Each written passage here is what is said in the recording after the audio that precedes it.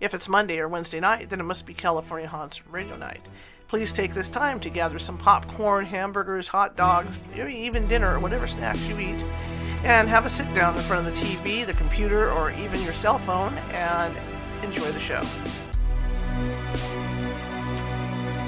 If it's Monday or Wednesday night, then it must be California Haunts Radio Night. Please take this time to gather some popcorn, hamburgers, hot dogs, maybe even dinner or whatever snacks you eat, and have a sit down in front of the TV, the computer, or even your cell phone and enjoy the show. If it's Monday or Wednesday night, then it must be California Haunts Radio Night. Please take this time to gather some popcorn, hamburgers, hot dogs, maybe even dinner or whatever snacks you eat, and have a sit down in front of the TV, the computer, or even your cell phone and enjoy the show. If it's Monday or Wednesday night, then it must be California Haunts Radio Night. Please take this time to gather some popcorn, hamburgers, hot dogs, maybe even dinner or whatever snacks you eat, and have a sit down in front of the TV, the computer, or even your cell phone and enjoy the show. If it's Monday or Wednesday night, then it must be California Haunts Radio Night.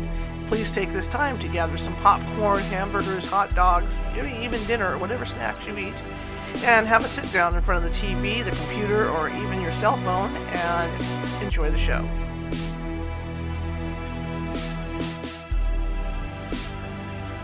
If it's Monday or Wednesday night, then it must be California Haunts Radio Night. Please take this time to gather some popcorn, hamburgers, hot dogs, maybe even dinner or whatever snacks you eat, and have a sit down in front of the TV, the computer, or even your cell phone and enjoy the show. If it's Monday or Wednesday night, then it must be California Haunts Radio Night. Please take this time to gather some popcorn, hamburgers, hot dogs, maybe even dinner or whatever snacks you eat, and have a sit down in front of the TV, the computer, or even your cell phone and enjoy the show. If it's Monday or Wednesday night, then it must be California Haunts Radio Night. Please take this time to gather some popcorn, hamburgers, hot dogs, maybe even dinner or whatever snacks you eat, and have a sit down in front of the TV, the computer, or even your cell phone and enjoy the show. If it's Monday or Wednesday night, then it must be California Haunts Radio Night. Please take this time to gather some popcorn, hamburgers, hot dogs, maybe even dinner or whatever snacks you eat, and have a sit down in front of the TV, the computer, or even your cell phone and enjoy the show. If it's Monday or Wednesday night, then it must be California Haunts Radio Night. Please take this time to gather some popcorn, hamburgers, hot dogs, maybe even dinner or whatever snacks you eat, and have a sit down in front of the TV, the computer, or even your cell phone and enjoy the show. If it's Monday or Wednesday night, then it must be California Haunts Radio Night. Please take this time to gather some popcorn, hamburgers, hot dogs, maybe even dinner or whatever snacks you eat, and have a sit down in front of the TV, the computer, or even your cell phone and enjoy the show. If it's Monday or Wednesday night, then it must be California Haunts Radio Night. Please take this time to gather some popcorn, hamburgers, hot dogs, maybe even dinner or whatever snacks you eat, and have a sit down in front of the TV, the computer, or even your cell phone and enjoy the show. If it's Monday or Wednesday night, then it must be California Haunts Radio Night. Please take this time to gather some popcorn, hamburgers, hot dogs, maybe even dinner or whatever snacks you eat, and have a sit down in front of the TV, the computer, or even your cell phone and enjoy the show. If it's Monday or Wednesday night, then it must be California Haunts Radio Night. Please take this time to gather some popcorn, hamburgers, hot dogs, maybe even dinner or whatever snacks you eat, and have a sit down in front of the TV, the computer, or even your cell phone and enjoy the show. If it's Monday or Wednesday night, then it must be California Haunts Radio Night. Please take this time to gather some popcorn, hamburgers, hot dogs, maybe even dinner or whatever snacks you eat, and have a sit down in front of the TV, the computer, or even your cell phone and enjoy the show. If it's Monday or Wednesday night, then it must be California Haunts Radio Night. please take this time to gather some popcorn, hamburgers, hot dogs, maybe even dinner or whatever snacks you eat, and have a sit down in front of the TV, the computer, or even your cell phone and enjoy the show.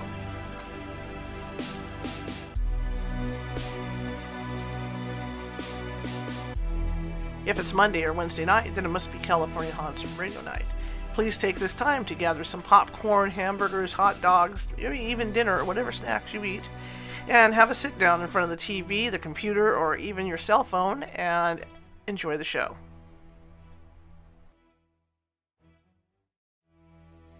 If it's Monday or Wednesday night, then it must be California Haunts Radio Night. Please take this time to gather some popcorn, hamburgers, hot dogs, maybe even dinner or whatever snacks you eat, and have a sit down in front of the TV, the computer, or even your cell phone and enjoy the show.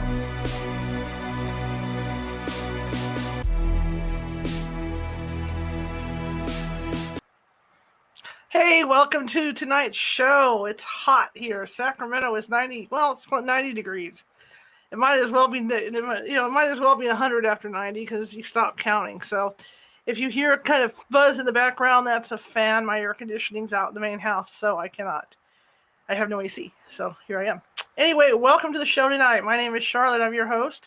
Yes, I say host, but anyway. And it's going to be a cool night. I've got an old friend on, Heather Woodward Ashira. Make sure I get her last name right. And she's a psychic medium who's done a lot. And we're going to talk about some of that stuff. And I do believe she's going to probably do some readings for you guys coming up here. But you guys have to request on the chat, and we'll go from there. But welcome, everybody. We are the California Haunts Paranormal Investigation Team based out of Sacramento, but we also have branches of the team up and down the state of California, Washington, Oregon, and some in Hawaii. So you can find us at www.californiahaunts.org. But in the meantime, you got me, the radio show. So without further ado, let me open up the chat room, and I got to enlarge these things because I'm blind as a bat. Excuse me 1 second. There we go. Ooh. Now I'm really big. I can see myself. Yikes. I can see everything on my face. Anyway, let me get Heather. Let's welcome Heather in. Bring it up a little bit. There we go. That's what I get for enlarging me. Here we go. Hello. I have to enlarge everything because I'm a blind bat, I love touch screens. I didn't know if I was going to like it when I bought it. I'm just like, woo! Hello. You have to excuse. I'm good. You have to excuse me. I have allergies, so I'm sucking on Ricola. So if I look funny like a chipmunk, that's why. No problem. I have them real bad too. It's amazing. I can even not sound stuffy and stuff. Tell me about you've done so much. I talked to you way back when you wrote those books about the ghosts in Arizona. That's how long it's been. Oh my god. That was 2007. Yeah, it's been a long 2007. time. Yeah. You have done so much. Your resume is like this now. So tell me about you. I know. Oh boy. So I wrote 2 books, obviously, about, I used to live in Arizona, and so I investigated all of Arizona. I wrote 2 books about it. And then I kind of got out of the ghost hunting scene for a while just because I was getting tired of it. And then I started to do more psychic stuff and more channeling. And then, oh my gosh, I've been doing so much. Then I taught at a college for a while. I taught psychic development at a college for a while. It was very strange. I was like, I wonder if I could do this in a scientific way. So I started studying parapsychology, and then I wrote a curriculum and they accepted it. So they paid me for it. So that for a while. And then I started doing sister circles to help women facilitate them. And then I started teaching channeling. And then now I'm teaching channeling, and I have a couple podcasts going right now. And what else am I doing? Oh my God, I do so much stuff. A lot. My thing right now is experiments. I love doing parapsychology experiments and love doing psychic experiments. And I love teaching people to channel. So I'm doing a lot of that right now. And then I'm getting back into investigating, which is so weird after all this time. It never goes away. People ask me all the time, come look at my house, do this. I always get hit up. So I'm getting back into it again after like 5 or 6 years of not doing it. So it's fun. Sometimes a break helps, though. Sometimes we need a break because it can be overwhelming. It can. It gets. I was talking to an investigator. I can't remember Bob from Planet Paranormal one time, and he said to me, sometimes you have to take a break from death. Like if you get too close to it, it just gets to be too much. And I was like, yeah.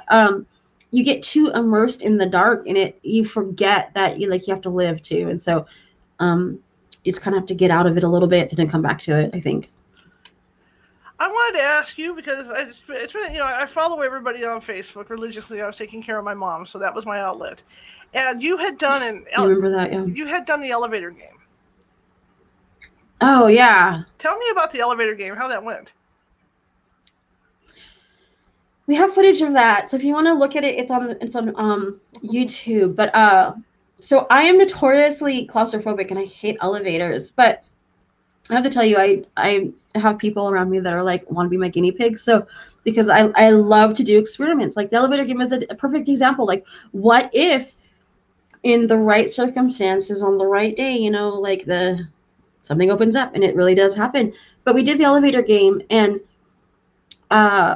afterwards, the person who went for the elevator first, he told me, he said, well, if you don't know what the elevator game, let's take it back. So if you don't know what the elevator game is, basically you go up a certain amount of floors in a specific order. You have to do it in this specific order. Then you have to get up to the 10th floor.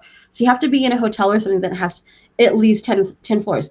But he told me that as he was doing it, he did feel something off. Like he felt something weird, and he thought for sure if he finished it that something was going to happen. Now something didn't happen, but he swore as he was doing it that something shifted. Like there was I don't know how to explain it. He said that there was something that just wasn't quite right. And so we had some other people do it, and they all said the same thing. They said, when you start to do it, there's something about the sequence that you actually do believe that something could possibly happen because it's so real.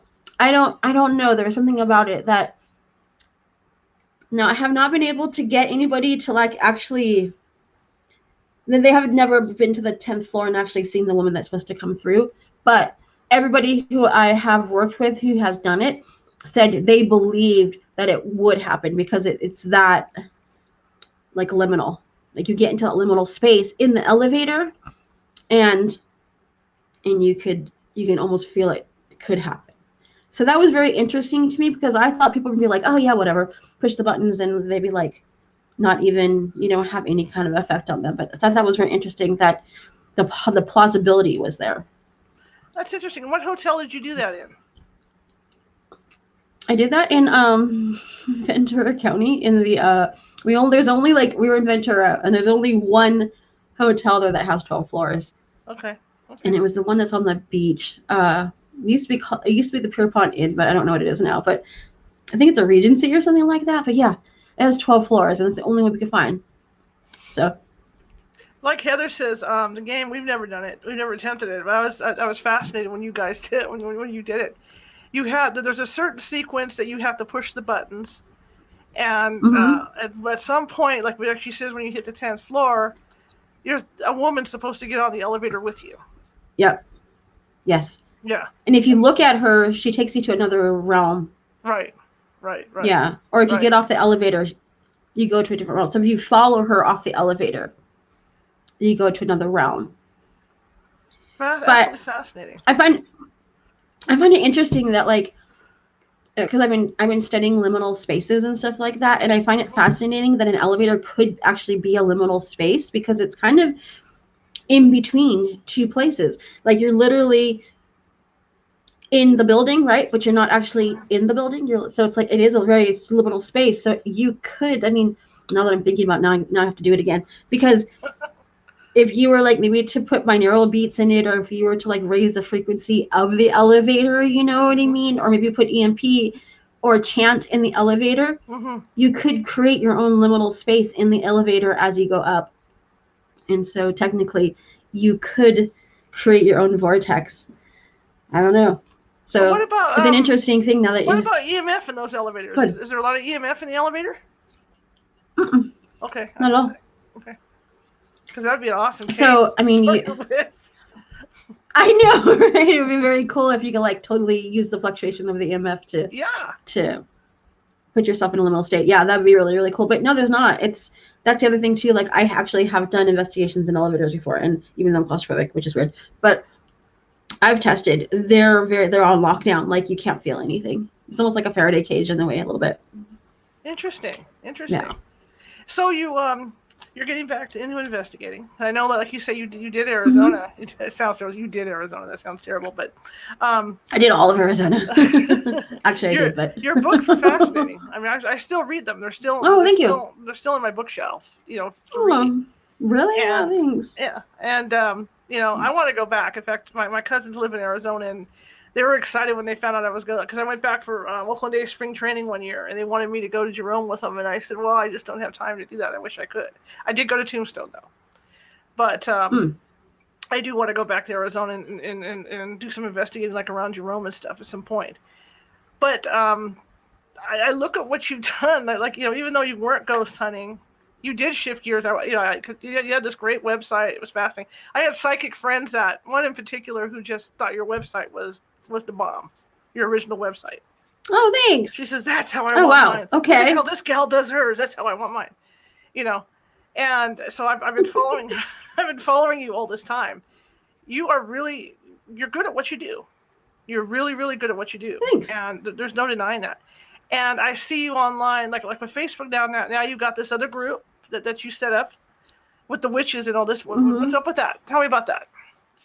Okay, so I have two groups, but the one I'm doing, so I have the We Witches 3, which is a podcast. But that one, okay, so I'm way out of the closet, but so I'm a pagan, and I'm an eclectic witch, which means that mostly I do hoodoo, but I do if you're eclectic, it means you pull from many traditions. So whatever basically I want to use, I use, and I read about it, and and I have my tried and true. I do a lot of candle magic and stuff like that, and I do a lot of root work, mostly hoodoo root work. So I've been in the field. Okay, so I've been reading tarot since 2000. Professionally, I've been reading since 2006. Mm-hmm. And that's been my main money maker and then I did coaching for a while, and again I did the psychic development stuff. So I've been in the scene for a really long time. And being a paranormal investigator and a witch is kind of an interesting and a psychic, because I know all the technical stuff, right? Mm-hmm. But so I'm really, really tech heavy, but I do rely on my senses a lot. So I'm one of those weird people that can do both. And We Witches 3 came about because there's a lot of gatekeepers in the community, and all the communities, like paranormal and everything, where you have to do things a certain way. You have to use certain equipment. You have to, as a witch, you have to do things a certain way. And I'm like, no, you don't. Actually, that's not how it works. 20 plus years doing this, I'm like, whatever, I'm doing it my way. And so We Witches 3 is a podcast that's basically... It's a big FU. It's like, hey, all these things people talk about aren't true, because if they were, I couldn't be doing what I'm doing. And so it's 3. It used to be 3 of us, but now it's 2 of us, and now we have guests. But it's basically just debunking anything everybody says about being a witch or being a paranormal investigator or being in this scene. And so that one's kind of my irreverent podcast, but my little baby project right now, it's not just mine. It's a collaboration between 4 people, and it's called, the name is really weird, I know. It's called the Council of Greg. And the reason why it's called the Council of Greg is because we all are channelers, and we're all psychics, okay? And we all have certain guides, and I found out I've been studying starseeds, and I'm considered I think I'm considered a starseed, which means that you come here for a special purpose, and it usually means that you have some kind of DNA lineage or affiliation. And so I've always worked with Pleiadeans, and I've always kind of been very multidimensional. And so my friends are the same way. We all channel. What we realized is that a lot of our spirit guides are on a council, or they know each other. And it was just really weird. We have a lot of we realized, and we talk about this in the podcast, it's called the Council of Greg, but we realized that we have been kind of living parallel timelines for the last 7 or 8 years. And we certain things happened at certain times. We're like, oh my God, what is going on? And so we kind of went through this rabbit hole situation, and realized that we've all been kind of been set up for the same purpose through this council, and we didn't know what to call it. Mm-hmm. So we called it the Council Greg, because Greg is just such an odd name.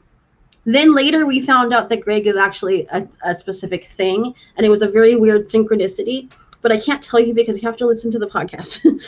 Okay. But we're going to be talking about that, and we're going to be talking a lot about that, and we're all psychics, we're all channelers, we're all paranormal investigators, and we are all readers. And so we go at things in a completely different way because we all know our equipment. We all use equipment. We're very much into parapsychology. We're very much into psychic experiments. I love like the Gonsfield experiments. I love the God helmet experiments. Persinger is like, man, he's my spirit animal. So Dean Radin, love Dean Radin and all of his stuff. So we do a lot of, we're going to be doing a lot of like teaching people how to channel, how to connect to our spirit guides, how to go into your Akashic Records, how to tap into your past lives, but also how to use equipment, how do you use a K2 meter, how do you, like, what's some good paranormal investigation protocol, you know, go into some of these experiments, like the Gonsfield experiments or the Persinger's God helmet stuff, or even like right now, I'm making a dream machine, which is a spinning machine that flashes lights at you that puts you into a trance. And it was William S. Burroughs' friend. I forgot his name. I should know his name at the top of my head, but I don't know it. Anyway, he came up with this idea to put you in a trance, and actually it spins at a certain hertz, which is like 8 to 12 hertz, which is actually the healing hertz. So you look at it and actually can heal you as the lights flash. Wow. It's considered the heal. Yeah, I know. It's considered the healing. It's a divine feminine hertz. And so it's very interesting how it will put you in a trance, but also it will heal you at the same time. So it's a very interesting thing. So we're building one right now because we're going to practice with it and kind of see if we can put other people into trances with it, or what it does. Another experiment we're going to be doing is water, because water has healing properties. And so we've been collecting water from different grottos and different places all throughout the United States that all are healing wells or healing waters. And we're going to do some tests on them through hertz and through like putting them in pyramids and stuff to see if we can raise the vibration of the water, to see how it changes. Just interesting things like that are associated with the paranormal, but really aren't. That's really just more about the human experience, the human experience, and how but it's kind of bringing together. It's something that like a lot of people do. We're like bringing in the paranormal and the psychic together and kind of meshing it with technology. You know, I'm really a fan of ITC too. I love like spirit boxes. I love Frank's box. I love all that stuff. Spiricon, all that. Like I'm super into that. Like I love spiritualism. Spiritualism is like my jam. Like I love spiritualism. And just the old way they used to do seances and parlors and stuff. And so I want to incorporate some of that too. But we're going to be doing these things that not a lot of people do, and kind of pushing things, you know, pushing the envelope of things, and just saying, hey, you can be a paranormal investigator. You can have all the equipment in the world, but if you don't know how your own psychic senses work, you're not really getting the full picture when you're investigating. Would you agree with that? I mean, you've been investigating forever. Oh yeah, I agree 100%. In fact, you remind me of us, because before my mother got really sick, you know, and passed away, we were starting to experiment with Gonsfield and do that stuff. Oh, I want to get back into it, so I'm excited about your podcast, because I would really like to look into all that stuff more and learn more about it. So this is really cool. This is right. But yes, I agree with you. You know, we of course have our share of debunkers on this team, but if you don't understand how your psychic abilities work, there's no point going out. You know, you have to know how that works. Yeah, it has to be both. And we just did an investigation at the Fee House, which is in, we did a live stream there. Mhm. And it's so interesting because there really is a difference between those who believe and those who don't believe. I mean, the people that were more skeptic didn't really get much. And same Mhm. with the Crescent. Like we just did the Crescent just recently, the Crescent Hotel. And there is such a difference between those. The people that believed had like really great experiences. The people that were questioning had questionable experiences. And I think if you go in with an open mind and you really, really kind of know how your own abilities work, even if like, okay, so even if you don't really think you're psychic, you're probably empathic or you probably are sensitive. I mean, if you're into this stuff, you're probably somewhere on the spectrum. Because why would you even be into it, right? Absolutely. Like, And what people don't yeah, realize is when you can combine the psychic part of it with the technology part of it and come up with results that parallel each other, it's exciting. it is. I'll have to. So speaking of we were just talking about Arizona. What was it? Tombstone. Yeah. The theater there. What's it called? I always forget. Something bird. What is it? The big one there. That's really haunted. See, now you got me the bird. I forget. See? Brain fart. You know what you're talking. You know what I'm talking about, Yeah, though, that right? big theater, The big Yeah. theater there. That's really, really haunted, right? Right. Okay, so we went in there one time with a team, and we really wanted to see if our equipment would match the psychics. And so I actually got hooked up to a laptop with galvanized pads to Cool. see if my psychic senses could pick up on things as the machines did, right? So we did all these things and we sat there, and we had this major event that happened. It was just really weird. We had this major event happen. Basically, we were in this dark room, and right next to me, I was sitting next to a wall. There's a pounding on the wall. Boom, boom, boom. And I was like, oh, like freaking out because there's nothing there. It's a wall, right? There's nothing there. So we turn on the lights and we're looking to see if we can get behind there, or like, is there somebody upstairs, or maybe it's like something. We're like, no, that's just a wall. There's no way in or out. So the person that I was with was looking at the computer, and he said, you picked up on it a few seconds before it happened. And I was like, what? I don't remember that. He's like, no, your galvanized responses already were picking up on it before it happened. He's like, I can tell you exactly where it happened, because here you jump, but you're about 5 or 6 seconds ahead of the actual event. And I was like, all right, cool. But he's like, yeah, there's something to this psychic stuff. There's something to it, because he's like, I bet you anything you were already looking at it as it happened. And I said, I don't remember that, but that probably could be.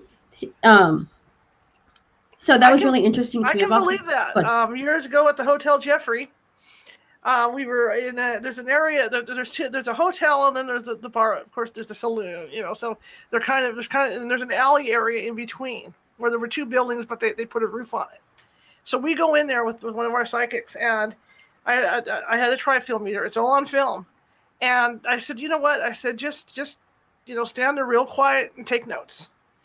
Write down what comes to you. Well, as it turned out, as we were asking questions and the ghost was communicating, she was writing stuff down. As she was writing the stuff down, the meter was going off like one of those old radios. Oh wow, yeah. Like it was in sync with whoever was talking's voice. And then when we hear the EVPs back, it was the exact same stuff that she was writing down. Which was really cool. Yeah. And I have it on. I'll have to show it to you one day. I have it on film. I have the whole thing on film. It was amazing. But yeah, I mean, that stuff just amazes me. Yeah. Yeah, people don't realize how a well-trained team can work with psychics, and it works hand in hand when you're out. It works completely. We were at the Crescent Hotel just recently. We were with somebody who's just tech. Birdcage Theater, by the way. Birdcage, thank you. Oh my gosh, why can't I remember that? Thank you. Sorry for interrupting. It just, No, it's good. It's perfect. We were with somebody who was like super tech heavy, and And we went in and we're like, yeah, we're not that tech heavy. We're kind of psychic. And he's like, yeah, sure, whatever. By the end of the night, he was like, okay, I believe you, whatever you guys do, because there was so much correlation between what he was getting with his equipment and what we were getting. And we were getting stuff like at the same time, like boom, like, and then he was like, yeah, I like, we would say something and, this is the Counselor Greg team, and we were say something, and then he would be like, oh yeah, I can verify that. I've read about that. Yeah, I know who that is. And he was just like, okay, why don't I have psychics on my team? I'm like, I don't know. Why don't you? Like, you should, because they're the people that can go in and tell you that spot, this is where it's going to happen. This is not where it's going to happen, and it's very interesting. Also, I think and this is something that I don't understand. You go in with all this equipment, right? Mm-hmm. And you set it all up, and then you're like, but where's the human experience? Like, these are used to be human beings, even if it's just residual, even if it's just a residual thing. Mm-hmm. These used to be human beings. Why are you bringing in a bunch of equipment without a person? Like, why aren't you putting the human experience back into it? Because that's where you're going to get the best information, because, energy signatures attract energy signatures. So if you want to attract a ghost or an entity, then you probably should have somebody there that's empathic or has that human feel to it, so they at least feel comfortable. If you go in with a bunch of equipment and just ask stupid questions, I mean, I don't know. I was thinking of myself, like, if I was a ghost or an entity in a place and I had all these stupid people coming with this equipment and they just asked me dumb questions, I would be like, I'm not gonna talk to you. You know what I mean? Exactly. I mean, I always thought it was a waste of time to go in and just ask questions, just bare bones questions, when you could take people in with you, because you don't even know what you're dealing with or who you're dealing with. You could be dealing with somebody from the 1800s, and you're asking them questions from the 90s or whatever, and they're going to be like, "What the hell are you talking about?" Right? Exactly. You can go in and say, "Okay, she's over there. She's dressed in an 1800s style dress." Well, then you know kind of how to line up your questioning, and it makes it a lot better with the EVPs and everything else you're getting. Yeah, because then you can word your questions for the time period, so at least they get it or they understand it, or you can dumb things down a little bit. And that they give a very good point there too, because if you're from the 1800s and you're throwing a K2 in somebody's face, and you're like, "What the hell is that? I don't get it." Like, they're going to be so confused by it. So, yeah, there's all these variables that you have to think about, that people just kind of rush in and they're like, "Oh, let's want that ghost to talk," and and sometimes, like, some of these cases are just so sad too. Like, we went to the Crescent and we ended up doing some research on it afterwards, and I was like, oh, soul crushing, like, what some of the stuff we found out. And the podcast is actually, if you want to listen to the podcast, is coming out tomorrow. It's we're doing the debriefing of our investigation. So if you want to know, like, the whole story of what happened, it's crazy. Okay, cool. There were some crazy asynchronicities where I'm automatic writing. Evelyn is doing Estes in the closet. We're vibing. We get directions on what to do in the hotel and where to go. And we're like, okay, we're going to follow it. We're just going to follow it. And all these things start to line up. And we're literally following the psychic stuff we got. Like, we wrote it down and followed it verbatim, and things just started to fall in line. It was I've never had anything like that happen before. It was so weird, but I don't want to spoil it, because no. The podcast comes out tomorrow. But I agree with you. That's, like I said before, people don't, other teams, the hardcores, that I call the hardcores, they don't realize how useful having a psychic can be when you're on an investigation, because it helps so much. And something, and it's sad for me, when I go out to a residential with one of my psychics and she takes and talks to the client, I see the client start crying. I'm like, she hit it. Boom, there it is. Right, there it is. There it is. Yep. She nailed it. And you need that. You need that. It's incredible to watch. It's incredible. Like I said, when the psychic's working and the technology's working and everything starts to come together during an investigation, it's absolutely incredible. Absolutely incredible. Hey, you told me one time. Go ahead. Good. I'll say it just puts you in a very liminal state. But go ahead. You told me one time that after you went on investigations, you burned your clothes. I burned my clothes. I wash my clothes, but I have before burned them. But okay.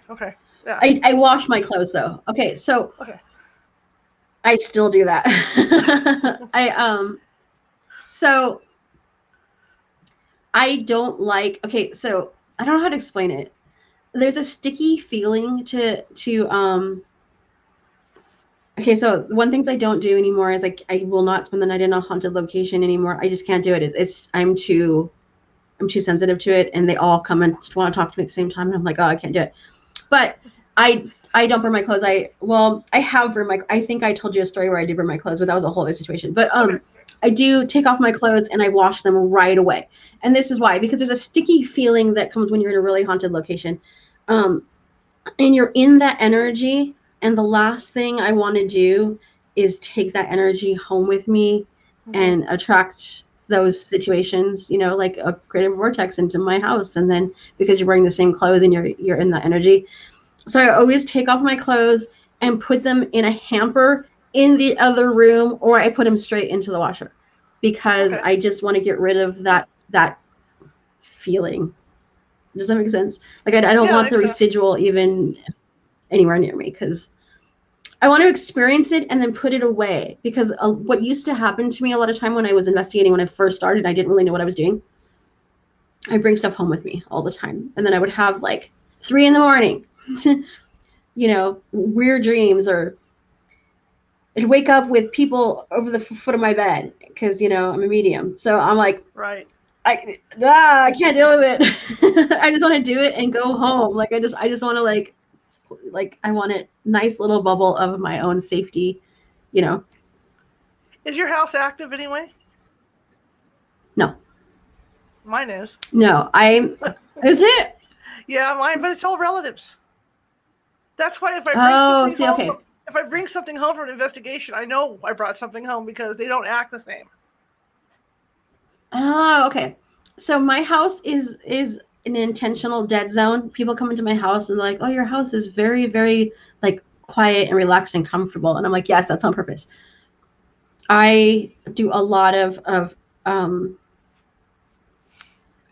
spell work around my house, like to shield it and to keep it in a very like neutral area. Everybody visited me. We did some filming. We're putting together a 7-part project right now. It's going to be a video project where we just got done filming it, but we were here over like a month ago. We were here together to do some filming. We did like back-to-back filming too. It was like 3 days of like straight filming, and we did have something show up, and I was like, oh, this is the first time something's ever been in this house. What do I do? Like, but we got rid of it really quickly. But it was because I try to keep, I don't like living in haunted houses. I know that sounds strange, but I don't like living in haunted houses, and I don't like any flux in the energy. I want to be able to come home to like a nice like womb space that's like quiet, and you know what I mean? But it's interesting that your house is haunted. How do you deal with that? Well, since it's my relatives, it doesn't bother me. I just tell them, you know, I know you're here. You know, I know you're here. Don't scare me. You know, stuff like that.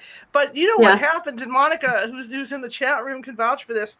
We've done some training films with the infrared camera and everything in the house, and we will pick up EVPs because they'll talk. Wow. You know, but I don't want to hear it. You know, I don't want to. I don't care what you're. I don't want to hear you. It's good. It's, you know, fine. But yeah, we will definitely pick up EVPs. Like I think I've heard my father come through, you know, on a EVP. But I don't want to know. You know what I mean? It's wonderful they're here, but I don't want to know. I'm good with it. No, that makes perfect sense. Yeah, I'm kind of the same way. I don't talk to any of my dead relatives. Like when I go and get readings, people are like, "Oh, you have all these people around you." I'm like, "Yeah, sure, I do. I don't talk to any of them. That's why." they're waiting. Yeah. I'm like, I just don't want to know. Absolutely. So I totally get that. Do you find when you go on investigations that because I've had this happen up in the Gold Country, you know, doing like old places where once you start doing dowsing rod sessions, or once you start doing your stuff, they just keep coming because they haven't had anybody doing that in that area, and so they're lining up in the streets because they want to talk to you. Yes, it's interesting that you mentioned douse. Do you douse? I douse. You do? I do too. How funny. See, we gotta chat more, man. You know. Yeah. We need to chat more. I know. Like, oh, I don't know a lot of dousers. That's really, really cool. So, what do you douse for? Do you douse for ghosts or water or ley lines or what do you? I do ghosts. I do spirit work with them. How do you do spirit work with dowsing rods? Now, like, no, I'm going to interview now. So do you use it for directional to find out where they are, or like how do you do it? Just out of I curiosity. use both. I use it for directional to find out where they are, and I'll also run a digital voice recorder during EVP sessions with the camera on, and I'll ask yes and no questions with the rods too to see if I can correlate. Okay. I do that too. How interesting. See that? So I use it to find. See, I use it to find hot spots. Like Right. where is the activity? Right. So usually I go with how I feel, but then I always like to have something to verify it with. Mm-hmm. You know. Where are I you think I standing know, right but now? I don't. Off they go. You know. Yeah. It's fun. Exactly. I mean, yeah. It's a great tool for me. That's my thing because it's easier for me to ground with dowsing rods than it is for anything else. Oh, that's fascinating. Okay, yeah, I feel the same way. Yeah, I feel the same way. But I also use dowsing rods for like to find ley lines and to find dragon lines and to find like sometimes I want to know like, okay, why is a certain area so haunted? So I'll go outside and figure out where the ley lines are or where the energy flows to see how it's flowing, to see if it's that has anything to do with it. And I usually find that where the haunted location is, there's usually some kind of funny energetic path that goes through it or limestone. There's always something that's kind of there's always something that's yeah, the conductor. It's making it happen. Yeah, the conductor. But yeah. Fascinating. But dowsing is amazing. We're gonna have to talk more, see and compare some notes here because we got a lot of stuff going on that's parallel. I know you need to be on our podcast and talk about dowsing and talk about what you do because I think I can do that. Yes, I think you'd be amazing and you probably have all the information that we need. You're like, and by the way, and we're like, what? We were waiting for that. We were waiting for that to happen. So that's usually what happens. I start talking to people. We'll use three psychics on these investigations too, where I'll have one do a remote read on the building, and then I'll have one that goes in for the investigation itself, and then I'll have one that will do a read after and have all the notes compared. That is a great way of doing it. That is how you use your psychics. Like I'm very impressed, actually. Thank you very much. Appreciate it. I've got some people in the chat room. Yes, go ahead. No, go ahead. Oh, I'm sorry. I keep cutting you off. Okay, we have 4 people in our group, and 3 of us are like super channel psychics, and so but we all have ways of doing things. So like, okay. Oh, okay. It went away for a second. But we all have different ways of doing things. So we do stuff like that. We're like, so I'm really good at automatic writing and dowsing. So that's like my gig. Evelyn is really good at like working with entities and moving entities over. She's really good at the medium stuff. So we put her on mediumship because she's like great at it. And SDs, she's so good at SDs. Oh my gosh. So she's that person.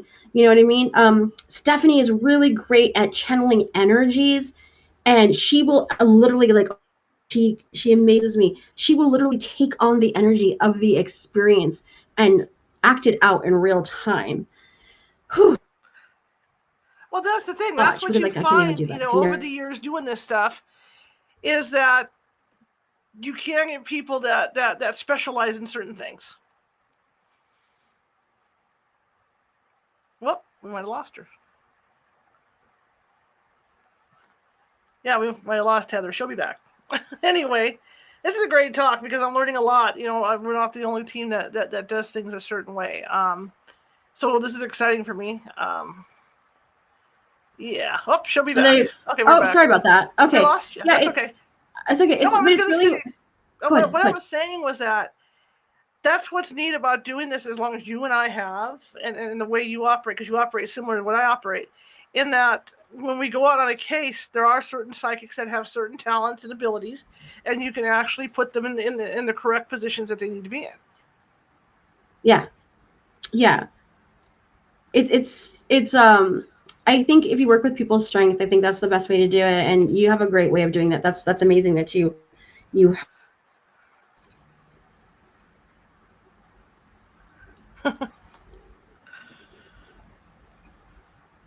The internet. Did somebody have a question? Yeah, here we go. Yeah, sorry about that. We got some question.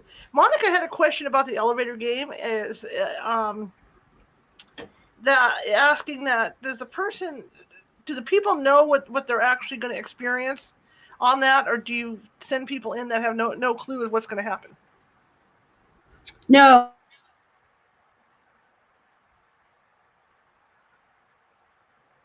Wow, my internet's bad tonight, guys. I apologize. I have crappy internet. Sorry. Yeah, mine is okay. I think it's gonna rain here, so I apologize. No, but you have to tell people, because you can't look at her. You have to like what to do. I guess you have to tell them a little bit about what's going on, because you don't want to scare the hell out of somebody either. You know, hey, push this button and go up to the 12th, go up to the 10th floor, and let me know what happens. Give somebody a heart attack. Yeah, that's just mean. Yeah. You know what I mean? It'd be fun if it was you look up elevator game, but, you know, find it on. Let's see. But if you, yeah, my internet's bad today. Okay, so since Heather comes back on, we'll go ahead and get some readings going for you. Okay, yeah, we're here. Sorry about that. No, that's okay. Your internet. I mean, I don't have the best Xfinity internet either, so it could be my end as well, going kafooey. So it's a turkey shoot.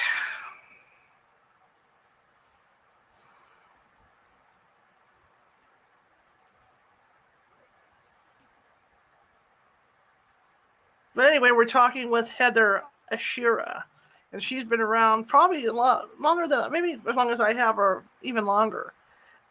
I don't think she's that old, but yeah. So I'm learning a lot about how she operates and all that, and it's great because her team operates in a similar way.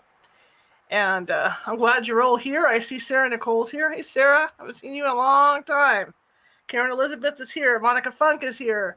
Debbie Fights is here. Marisa Haynes is here. Oh, and Heather's here. No, I'm kidding. I know. I'm so sorry. I do not know. No, that's okay. I don't know if it's your end or my end, but my Xfinity internet sucks. So mine does too, and anytime the weather changes, my internet goes weird. I live in the. There I go. Okay, there I am. Oh, now here we go. Oh my gosh. Okay. Okay, what was the question? Oh, the question was about, we were talking about the elevator game, and whether or not you put people in there like not knowing what to expect and just tell them what to do. Wait, what was the question? That was the elevator game. I'll leave it off the question. Yeah, I think we answered that. Oh yeah, don't do that. Look up the elevator game and read about it, because if you do that, you'll find that there's very specific instructions, and we order, and if you see the lady, you have to do a specific thing. So yeah, I wouldn't. I had heard that a group had gone in and done that at the Hotel Cortez.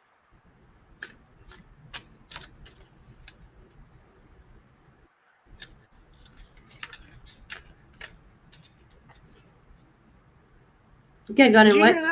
Did you hear that some group had gone and done the elevator game at the Hotel Cortez? Yes, I have heard about that, but I didn't hear what.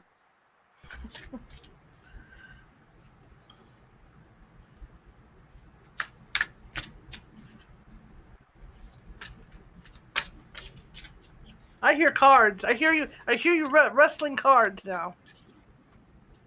Yeah, I am reading. There they are, guys. All right. Well, yeah. I do have some people who would like some readings, if that's okay with you. Sure. Yeah, I'm fine with that. All right. I'm going to start from the top. Karen Elizabeth from Oregon would like a reading today. Sure. Okay. Did you have a question? Do you have a question, Karen?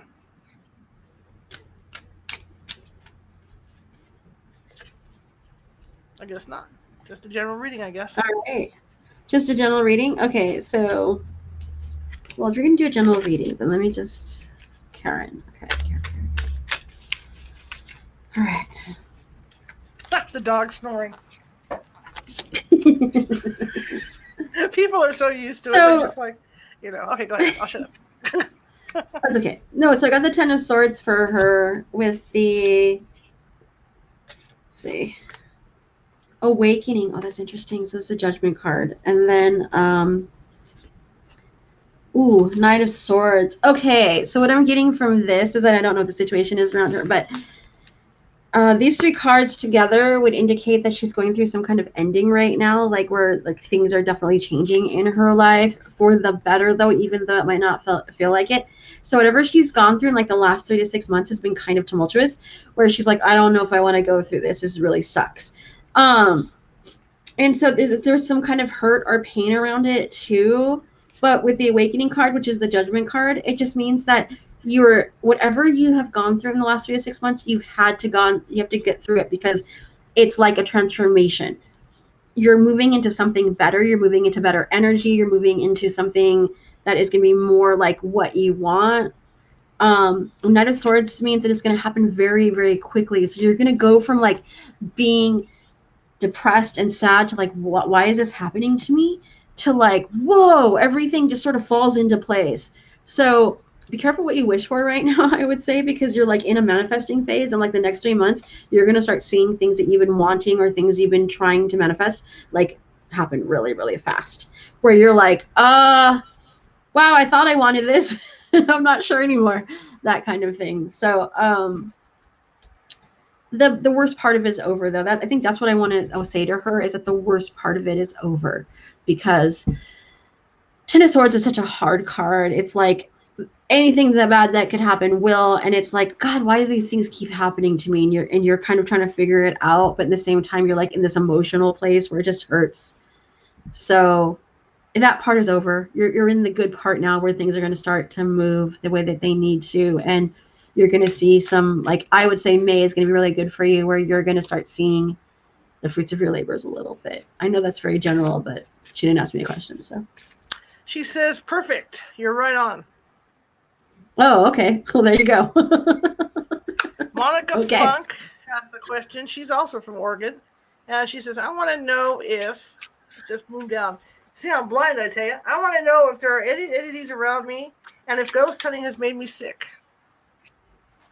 That is such an interesting question. Well, I can tell you that ghost hunting hasn't made you sick. Your energy is blocked, though. Let me do a scan really quick. I don't need the cards for this part. Something right here. So you have something, you really need to work on your heart chakra. It's not ghost hunting. It's that you have fear.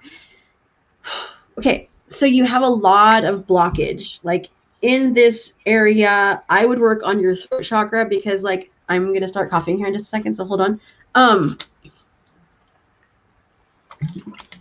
You aren't expressing yourself. You're kind of holding everything in, and there's a lot of anger around something. I don't know what it is. I can look on that part though, but what was the question again? I'm sorry. I got lost in her energy and forgot the question. She'd like to know if there's any entities around her, and if the ghost hunting has made her sick. Mm-mm. No, it's not entities. It's you. And I don't know how else to say it. It's one of those things where you have so much, 3 materials. Oh yeah, sorts. Okay. There's so much anger. Whatever you're holding on to something so tightly. There's like this. There's this need for control, or this need to like navigate the world the way that you need it to happen, and that's the thing. And you're so, there's like these things that you're not expressing, and so they're just like sitting in your body. I'm getting the impression that you might be really strong with PK, so psychokinesis. So you could be your own entity, and that has happened so many times. It happens with women mostly, where you get angry, you get upset, you're holding everything in, and then all of a sudden things start happening in your house. Like you see shadows in the hallway, closets will open and close, doors will open and close. You'll hear knocking in the middle of the night, and it's all you. It's all that energy of you needing to escape. So I would look up poltergeists, because I bet you are your own entity. My advice to you is start journaling, go and get a pillow and start screaming in a pillow and just get all that energy out, because it is literally making you sick. And work on your heart chakra and your throat chakra, and just anything you can do to express, even if it's just yelling and screaming. Like one of the things I used to do all the time I still do when I'm angry, I go in my car and I turn up the music really loud and I scream as loud as I can just to get some of that energy out. That would be my suggestion. I hope that makes sense. Awesome, thank you. Arisa Haynes from Rancho Cordova would like a reading that focuses on finance and health. How's that going to go for her? Well, okay, let's look. I don't know. Let's see. That's all good. Let's see. I know I'm so like about the cards. The Lover's card. Sure you don't want to ask about romance? I was gonna say the Devil. Well, Four of Swords. Okay. You sure you don't want to ask about romance? Because that's what came up. Wow. Yeah, I know. The cards are all like, we don't want to talk about finances. Usually when you ask a question like that, health and finances, and something else comes up, it means that your finances are going to be fine. Like you already know what the issue is, so fix it. It's like, why are you even asking me that? Health, I bet you her health is related to her relationship, whatever this is. If it's either her relationship to somebody else or relationship to self. But there's a relationship that's causing the health issue, because the Lover's card is about choice. It's about fate and karma, which means that there's a theme happening here. Everything that's happening to you right now is for a purpose. So it's important. And you are either in a relationship that's really important right now, that's kind of fated or karmic, or you're going to be coming into a relationship that's fated and karmic. And so whatever is happening right now is part of that. It's setting the scene for that. Look at the lessons that you're learning right now. Like what is the health situation and why is it affecting you? Because there's something about that you're supposed to be learning karmically, because the Devil is the ties that bind, which means that, well, in this case, it's you are your own worst enemy because of like codependency, or because of some kind of addiction, or some kind of issue that's holding you back. And that could be her health, but again, it's attached to another person. There's somebody else in the mix here that's making this weird. Four of Swords means you need to take some time alone and really work on self-care. I know that's trite as shit, but really self-care, like figure out a way to like make yourself first. And I would take May and really, really do something good for yourself. Like if you can take a vacation, I would say that, because you need a new spark of new energy. You need something to like revive yourself. But also I'm really interested to know who this other person is, because this other person is really affecting the situation. And girl, you are so karmic. There's so much karmic stuff happening with you. I would suggest getting yourself a past life reading or an Akashic record reading, because you have a lot of things right now that are karmically affecting you. And if you could figure that out, it would help you figure out how to get rid of it, because it's so with the Akashic, there's these things called anchor points, and anchor points are things that you have to go through in your life. Like you get a lot of free will, but these are anchor points, and the anchor points are here to teach you a lesson, and usually somebody comes in to help you learn that lesson. And that's what I'm seeing. And I could do a whole show just on that, but I'm trying to keep it really short. But that's what I would say about that. So I hope that made sense. Thank you. Sarah Nicole would like just a general reading. Okay. All these general readings. You people ask me really, really specific questions. But let's see. Okay. Let's see what comes up. Sarah Nicole is her name? Yes. Okay. Sarah Nicole. The Emperor.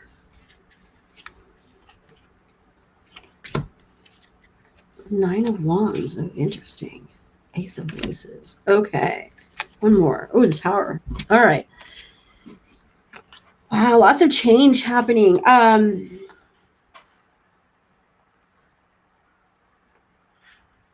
right. You need to listen to your intuition more. Like, okay, so what I'm getting from her is like you have a super creative streak. Like you are very, very highly creative. You're very sacral. So like first three chakras. So like you have a lot of ideas. You're very, like, I would almost say maybe you might be a fire sign, but you have a lot of fire in you, whatever it is. And you're very, very like strong-willed. The Emperor coming up means that you know what you want and you know how to get it. And you don't like when you don't get your way, which is fine because you know how to get it. Like Nine of Wands is like, you are very inspired. You have a lot of really good ideas. You should follow your ideas more. If you followed your ideas more, you could be rich. Stop listening to other people and the voices in your head that are telling you that you can't do it because you can. If you were, this is not a negative card. I know people say the Tower is negative. It's not. Let me look, see what the next card is. Oh, wow.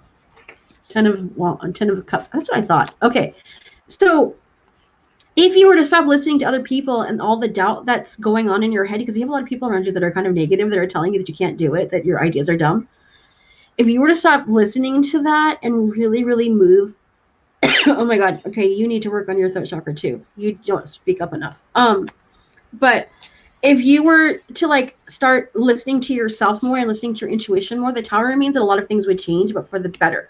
Like there would be a lot of things around you that were, I have a feeling like you feel kind of restricted right now, like you can't do what you want. And 10 of Emotion means that you have everything you need right now to get what you want and to make things happen. You were just too afraid. You're too afraid of like bucking the system. Also, owls are about wisdom, which means that you are probably very psychic or you have mediumship abilities, because owls are usually about connecting with the other side. So I would look into that too. Like, why are you using them? Are you probably a medium and I don't even know? But there's something about that, about using your healing abilities or using your psychic abilities for whatever you're doing. And if the question is, can I use my psychic abilities to make money? Absolutely. I make a lot of money doing what I'm doing, so you can. I went from working corporate. I quit my job and I literally said, I'm going to become a psychic for a living. Yeah, I make way more money than I would ever make in corporate. So I don't know why I just said that. Maybe she needs to hear that. But Sarah Nicole says she has an owl tattoo on her arm. There you go. Okay. Cool. Pamela. Work with the owl energy. There you go. Pamela Schmidt has an active house, and she wants to know maybe who they are and how can she get rid of them, or how can she get it to calm down. So she has an active house right now.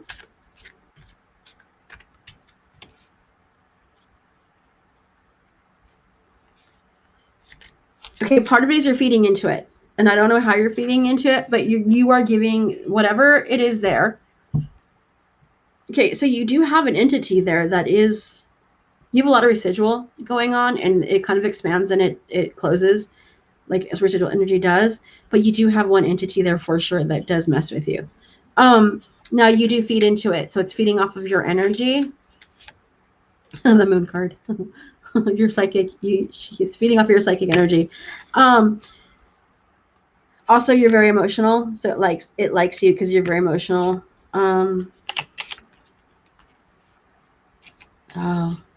Okay, so it riles you up on purpose to feed off of your energy. What I would do is try to figure out a way to be neutral about it and try to figure out a way to deal with your own emotions. So, also, there's this thing called the pink egg protection, where you close your eyes and you just think about a pink egg around you, like you move out from your heart chakra and then you imagine yourself with a pink egg around you. And it's a way to protect yourself from entities and stuff like that. You need that, because if you stop feeding it, it will go away, or it'll be like, I don't want to play with you anymore. So it's really feeding off your emotions. You have a lot of water probably in your chart, and so it's feeding off that. The other thing that I would do is, I know it sounds really silly, but it absolutely works. So go get some holy water and some holy basil, or you can just use regular basil. Just find it at the grocery store. Put the basil in the holy water. If you don't have holy water, just take distilled water and do Psalm 23 over it. The Lord is my shepherd, I shall not want, blah, blah, blah. That will create holy water. But if you can get it from a church, that's even better. Or go to a Catholic church and have it blessed. You don't have to be Catholic for that to happen. I do it all the time. You go to a Catholic church or go to a monk or something and ask them to bless the water. They will do it. Anyway, put the basil in the water, lightly mist the areas of your house you do not want the spirit to interact with. It totally works. And while you're doing it, just say the Lord is my shepherd, I shall not want. Read the whole thing. You'd have it in your hand. But that is a good way to break off the energy. So that way it's not so connected to you, but it is feeding off of you. So you don't want that. You're probably really tired too. You might be having like a lot of strange dreams too because of it. Okay, cool. We got a couple more for you. I don't want to exhaust you too much. And this is hard. Okay. Pat Yote from Nevada says, tell me about my relatives on the other side. Ooh, lots of questions about relatives on the other side. Okay, right away. Okay, first of all, relatives don't really care. You have an angel. Sorry, I'm looking at the wall because all of a sudden it showed up. You have an angel around you that really wants to talk to you. I want to say it's Chamuel. I don't know. Anyway, that's who came up first. They have some information that you're not getting. You are super connected and sometimes you just ignore it. So that came through. But okay, so then you also have a mother figure around you that comes and goes. I don't know if it's your mother, but it is a mother figure. There's blonde. There's like a blonde hair or light hair. This person is kind of like a guardian angel to you. What do they want? Oh gosh, you guys are really mean to yourselves. Okay, there's a lot of people are very judgmental of themselves, but they want to say that you are being a little too judgmental of yourself, and also that your money's going to get better. I don't know why they want to tell you that, but your money situation is going to get better, and they are helping you on the other side. And one of the things that I want to say to you from her is that there's a lot of love. They really love you and they adore you, and they really want you to be nicer to yourself because you're kind of mean to yourself, and you have a lot of weird thoughts about yourself that just aren't true. And they're like, this woman is saying, again, I don't know if it's your mother, but it's a very motherly kind of energy. And she's saying, if you could see you how we see you, that would be really awesome because we adore you on the other side. Also, there's a little boy, and I don't know who the little boy is, but there's a little boy with them that I don't know if it's related to you, if it's just somebody that this woman picked up, because she is very nurturing, so she's going to pick up other people. But I don't know, there's just a sense of, and also talk to your angels because that Chamuel guy came back. But there's like, I just want to give you a hug because there's like this sense of like, just stop being so mean to yourself. Like, just really hold yourself in high regard because you could do great things. And look out for butterflies, particularly yellow butterflies, the yellow ones with the black on them, because that's this person trying to contact you. Awesome. One more we have. Leanne wants to ask about her memoir. I can't even say that. Memoir. She wants to know, is she writing a book? Is that what she's asking? I guess so, yeah. Oh. Okay. Let's see. Awakening Judgment. Wow, you have a lot to say. That's good. That's good. This is actually a very good project for you. Queen of Swords. Oh, you have a gift. You have a gift for writing. This is amazing. Two of Wands. So you're going to have a choice of more than one publisher. Hangman. Oh, that's interesting. Okay. Let me see why the Hangman came up. Chariot. Oh, okay. So you have a different perspective. That's what the Hangman is. A Hangman is perspective, and I was trying to figure out why it came up. And it's because you have a really interesting perspective about things, and your voice really needs to be heard. You have a gift. You have a gift with words. You have a gift with ideas. And you have such a different perspective about life and about how things need to happen. And you have this like very flowy kind of airy energy, and you pick up on really cool concepts and stuff. And your memoir is going to be really, really interesting. Someone's going to pick it up, but the Two of Wands just means that there's going to be more than one person interested in it. So make sure you query for it. Definitely send it out to some publishers, because they're going to pick it up because they're going to be like, wow, your story is so different. It's the difference. It's you.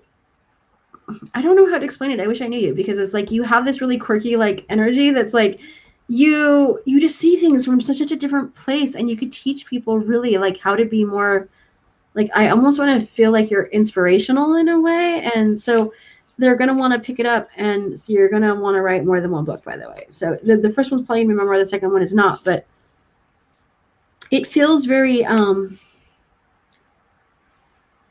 don't know, you might do something different. But the chariot just means that you're going to be traveling with this book.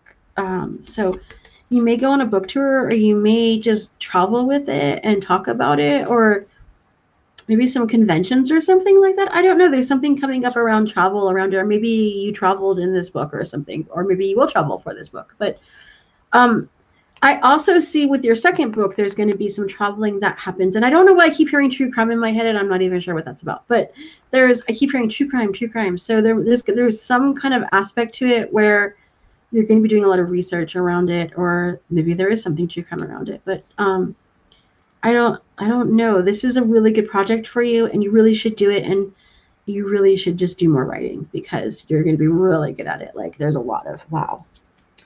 There is a lot of money. Comes in slow at first, but you could actually like do this as for a living. That's what it's saying. Knight of Pentacles just means around money, especially. It means career. It's like you need to like set it up as a career and let the money just kind of flow to you. So, yeah, I hope that made sense. Thank you so much for doing the readings. I appreciate it. I really do. We haven't done that on You're this welcome. show yet. It's the first. You're Really? the first one on this live format to do readings. Yeah. Wow. Okay. So you're special. You have some really cool people on your show, though. Oh, thank you. Well, thank you for that. Thank you for the compliment. But I have other questions for you too. I don't need a reading. I'm good. But with the work you do, what do you enjoy best out of it? I mean, what do you get out of it?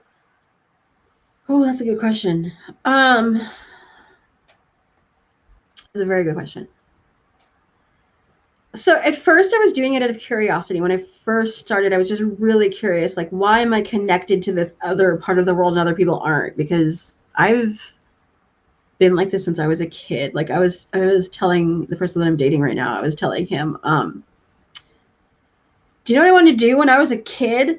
I wanted to be an oceanographer because I wanted to talk to whales. But after that, I was like really into the pyramids, and I learned about the pyramid on Mars, and I was like, I'm going to figure that out. Like, that's what I want to do for a living. I'm going to go and figure out the pyramid on Mars. Like, and I'm going to figure out the secrets of the pyramids. Like, so I've always been kind of in this thing. So when I first started, it was out of curiosity, because I've always been into it. Like, my dad used to take me Bigfoot hunting. And you know, it's just in my DNA. But as I've gotten older and as I've like nuanced it, I really feel like this is my purpose. I love like I'm really like passionate about teaching women, especially women, how to use their abilities. Like, we are such emotional creatures. And I don't care if you are a woman or if you identify as a woman, it doesn't matter. Just that feminine energy. There's something about that energy that is very psychic and watery and creative. Like, we have this creative thing because we create through our womb space. And so it's just a different energy. And I love teaching women how to harness that energy and really empower themselves through it. And psychic abilities can really do that. Like, I've taken people from being like, oh, I don't have any psychic abilities, to channeling, you know what I mean? Where they're going to alternate universes. And all because somebody just believed in them. That's all they really needed, was somebody to say, you can do it. And once you say that to them, they're like, oh, maybe I can do it. And like, there's this joke about me that that I just say, yes, you can do it, so do it now. And then you have to do it, you know, and then you do it. And then they're like, wow, I just did that. And I'm like, see what happens when you believe in yourself, kind of thing. So that's really what makes me tick now. And same with, I investigate so different now. I investigate like I'm not really interested in like, is it haunted? I'm more interested in like, okay, why am I here? I already know it's haunted because I'm here. So why am I here? why did the universe bring me here? What is it that I need to know, or what is it that I need to move? Like the energy, like who needs my help? And that's kind of how I go at it now. So it's a little bit different because I already have that suspension of disbelief, you know. So I already know that it's going to be haunted. It's just, I don't know. It's a different place, and it's a little more fulfilling, and I'm a little more choosy about what I do now because of it, because I need it to make sense, and I need it to be fulfilling, but I also need to make sure that I'm not just doing it for fun. I don't, you know what I'm trying to say? Like it's not fun to me anymore. It lights me up. Sure. I mean, as I'm talking about, like my eyes are getting really big, I know, but it's more about purpose. Yeah. I want to be a change agent. I hope I'm a change agent, you know? There's nothing like the feeling of doing an investigation and accomplishing something at the investigation with the family that you're working with. That is like the ultimate high, because you know you've helped somebody, and it's just the greatest feeling in the world. Yes, and that's what I love about you. Like you've nailed it. That's exactly it. I mean, yeah, I want to go to Waverly and I want to go check it out, right? Because I'm curious. But like at the same time, if I go to Waverly, I'm going to go like, I think I'm going to Waverly. It's probably why I mentioned it. Now that I'm thinking about it, I don't know if I'm going to Waverly, but I'm like, why am I talking about it? But there's probably something there that needs to be moved. There's probably some energy pocket or something that needs to be moved. I'm like, oh, that's why I'm here. You know, we're gonna be doing some stuff. The Council of Greg is gonna be doing some stuff in Point Pleasant with Mothman in September, and I'm like, yeah, I'm going because I want to go to the festival. Of course I do, but there's like this bigger energy there that I need to explore, because it's, you know, it's calling. And why is it calling? I don't know yet. When I go there, I'll figure it out. But it's that kind of thing where you're just following the synchronicities and following the bouncing ball. And again, if you want to know about more of this, look up Council of Greg podcast. We talk about it a lot, and we're going to be talking about it more. It's brand new, so we haven't got to everything yet. But we do have a Patreon, and that's where we're going to be doing all the experiments. So if you want to be part of the experiments, because a lot of this stuff is going to be interactive, just so you know. Like I'm going to be doing some Gonsfield stuff, and we're going to be interacting. We're going to try to do group consciousness. We're going to try to bring everybody into group consciousness and have everybody see the same thing. So it's going to be fun. But, you know, if you're interested in that kind of thing, definitely check out the Patreon. But it's really about pushing those boundaries, I think, and really, really bringing that liminal space back into our lives. You know, like, I think that's what we're missing. We're missing that connection. Does that make sense? Yeah. And helping people, like you said, like you go in and you really are clearly helping people. When you sit down and talk to people in investigation, you're like, wow, I'm here because of you need help. And that's so life affirming. It's not from an ego place either. It's very humbling, actually. I find it's very humbling. Absolutely. Like, yeah, you're like, I know about this stuff and I can help. And that's, yeah. Absolutely. Well, God, this just blew by. We've been on an hour and 15 minutes. Oh, wow, we're done? Oh my gosh. Okay. That was really fast. It blew by. I'd like to get you back on again and chat some more, because I mean, this was so fun. Yeah, I would love to. That was the dog. She bumped the other mic. Yeah, that would be great. People want to know where they can contact you or where they can follow you.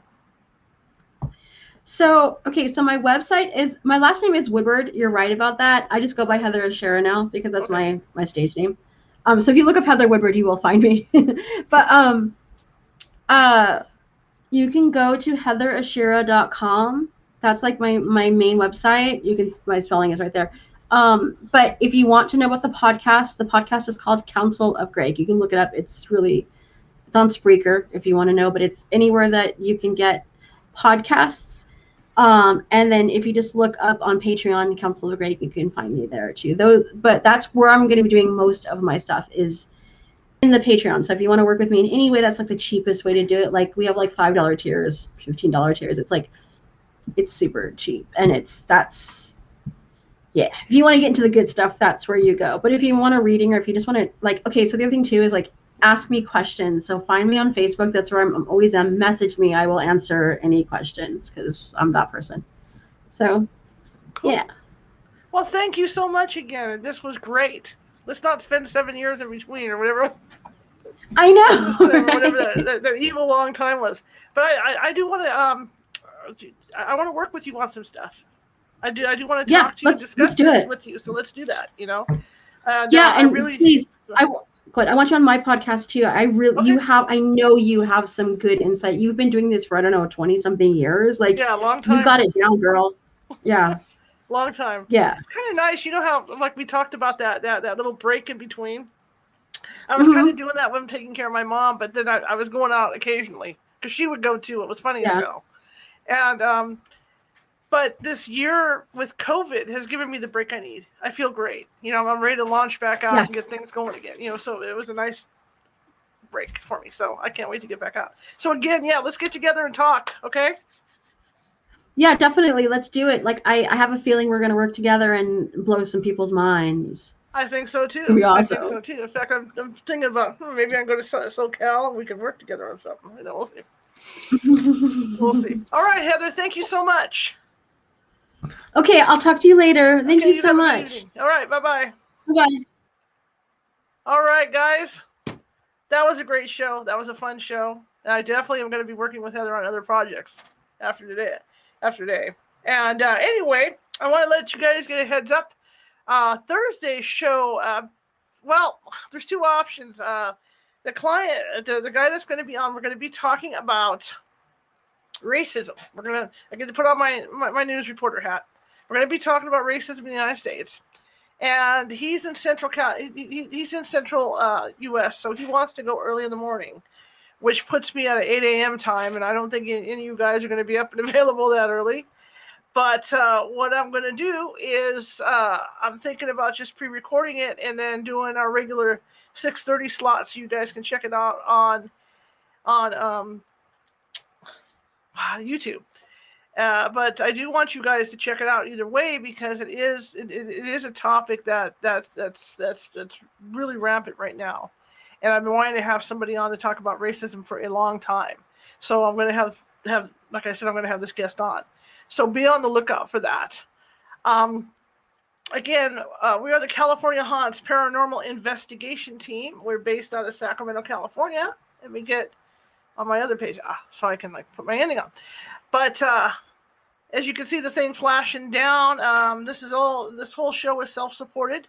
That's why I'm going to be starting up a Patreon probably either Friday or this weekend. I'm working on a website for the radio show, and that will have current shows on it and current list of shows and all that. So that should be, in fact, it's already live, but it's incomplete as I put it together. But we could, if you feel in your heart to do a little donation, $5 here, $5 there, that would be great to help us pay for all this. Internet fees, paying for StreamYard to air this, and all this fine equipment we have. I'm not going to sit here and beg like KVIE or anybody, but every little bit would help, and that's why we're putting together the Patreon. The Patreon, what I'm expecting to do with that is we're going to have outtakes from this show that you don't normally get, bloopers, because I'll tell you, when I'm doing the pre-record shows, I make mistakes, and some of them are pretty funny, where I've fallen out of the chair and mics have come down on my head and stuff like that, while I'm blabbing away. So I'm going to try to put together like a blooper reel. But I also want to put together a newsletter for the California Haunts Paranormal Investigation Team that's going to feature, there's going to be a Psychic's Corner in there, and haunted locations that are easily accessible that people can go visit, and stuff like that, and equipment reviews and stuff like that. So I'm thinking about doing that with the Patreon as well.